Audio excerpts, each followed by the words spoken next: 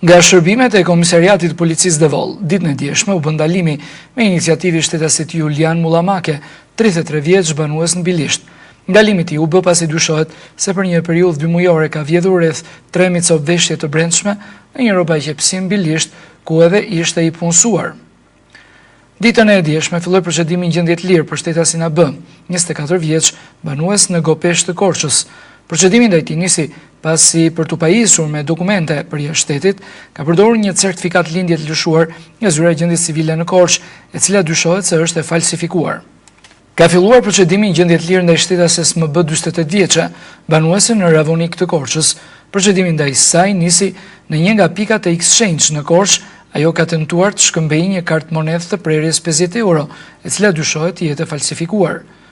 Ditën e djeshme filloi procedimi në gjendje të lirë ndaj shtetasit PF 30 vjeç, banues në Plas. Procedimi ndaj tij nisi pas një konflikti të çastit me shtetasin DT 46 vjeç banues në Plas, të cilin e ka goditur me mjet të fortë në kokë.